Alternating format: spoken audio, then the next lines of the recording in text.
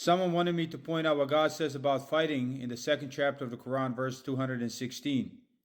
Here God tells us fighting is commanded on you, and it is an object of dislike to you. You don't like it. But it may be that you dislike a thing while it is good for you, and it may be that you love a thing while it is evil for you, and God knows while you do not know. People who love God, people who have mercy in their hearts, people who want justice and prosperity for everyone, are always going to hate this notion of fighting and going to war and killing other human beings. That goes without saying. So God tells us, I know that you hate it, but it is still commanded on you, and you don't know why.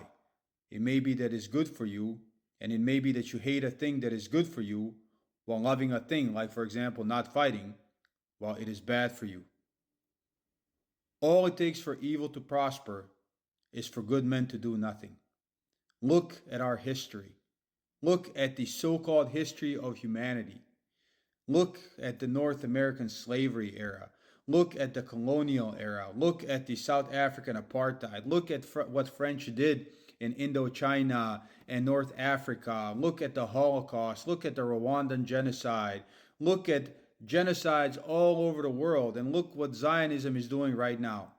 All of these have one thing in common, and that is that they were done by people who have disobeyed God, people who have chosen injustice over justice, people who have prioritized their own desires over the rights of others. And that is why we have to fight, unfortunately. Another thing that all of these things have in common is that they were stopped because somebody picked up a gun or a weapon and fought against these people.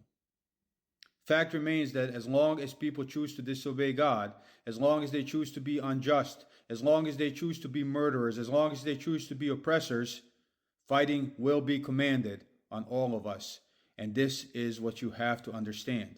Fighting is commanded upon you as it was commanded to those before you, so that you may have your God-given rights to liberty and safety and pursuit of happiness. To fight back isn't just a God-given right, it is a duty. And this is what God teaches us in the Quran. Because the alternative is to watch others suffer or to suffer yourself. And although you may love not to fight, I understand that because I would prefer that as well.